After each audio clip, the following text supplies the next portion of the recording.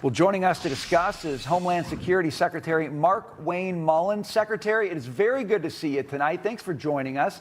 Let me get right into it with the ballroom.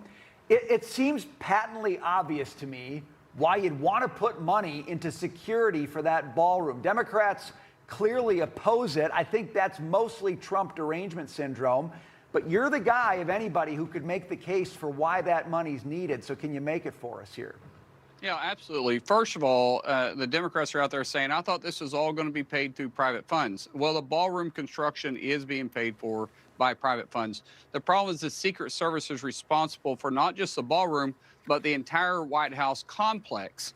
And they are not able to take private funds. Remember, they investigate money laundering. They investigate our currency manipulation. They investigate all types of different things other than just security. So they got to be above the law, and they can't be bought off. So we cannot allow them to be able to take private dollars. Now, the ballroom is just part of it.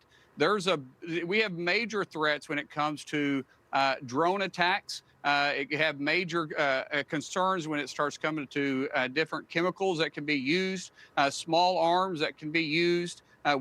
This is going to be a place where we're going to have other world leaders that's going to be meeting. And since we're putting more emphasis on the White House and those that are going to be meeting there, we're going to be standing up a huge amount of security that's going to be a larger perimeter security. We've got to put a new roof on the facility, and throughout the White House, it's going to be technically drone-proof to some degree, if you can say that. A huge investment on security that's going to be there for not just President Trump, for future presidents coming down the pike too. Today's threats are different than they were yesterday, and we have to have a White House that is prepared to be able to protect the president and everyone that sees the president and works at the White House. Well, Secretary Mullin, they're acting like a Democrat will never get elected president again, aren't they now? Well, of course. Right. I want to get into the 76-day shutdown and the unknown, untold damage done to the security of our homeland and the deficit that you're left with, particularly looking at the first FIFA World Cup game is 1 month from now. It's in Mexico, but there are 11 U.S. cities that will host World Cup games. And this is not about ICE. It is not about Border Patrol. We know how the Democrats feel about that. This is about protecting people who are coming to the United States from all over the world, and what you were left with because of this shutdown, this Democrat shutdown, and now how you're trying to catch up.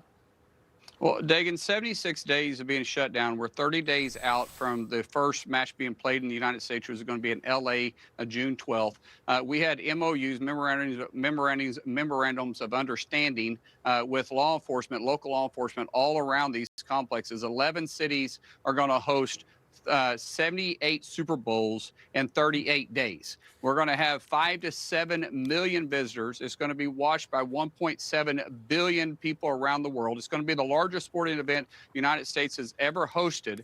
And we were only being able to be reactive to what was being done because there's a tremendous amount of bad actors trying to get in. Kids, just think about 5 to 7 million visitors coming in, how many bad actors are trying to use that influx of individuals to get in, not just our borders illegally, but be able to sneak in with fraud paperwork. Look at all the threat levels that we're going to have around the stadiums. I was in Kansas City just Saturday, and they're going to host 6 different matches in 38 days.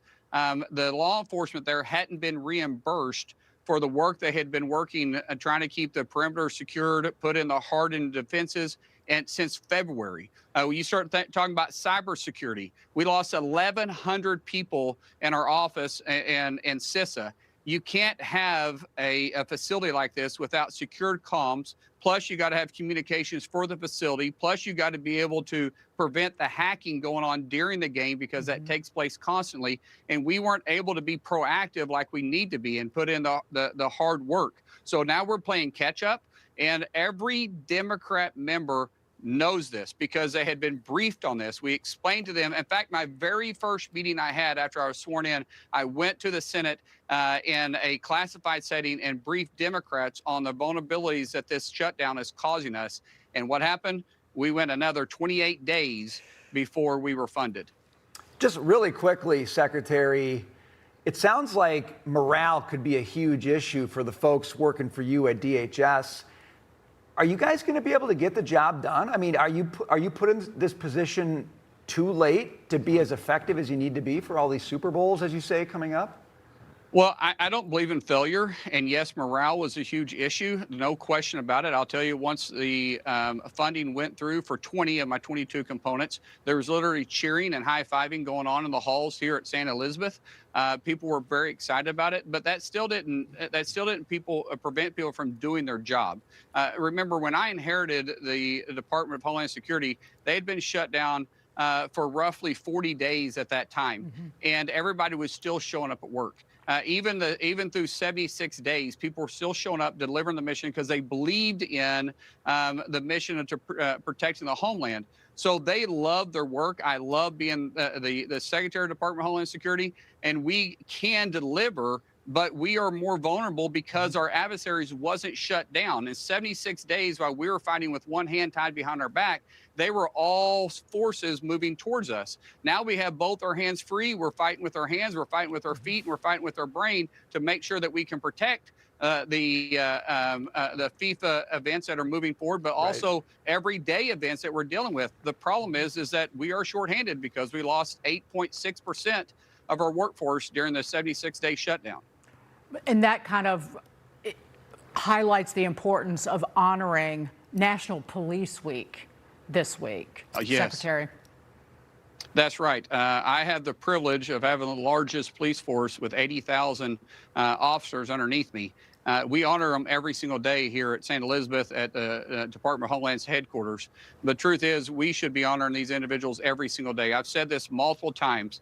There isn't one single officer that has a family that their family doesn't love them as much as my family loves me, except every single day that officer leaves that house and that spouse knows that that officer is willing to put their life on the line for me to get home, for you to get home, and for all your audience to get home before they get home to safely to their family.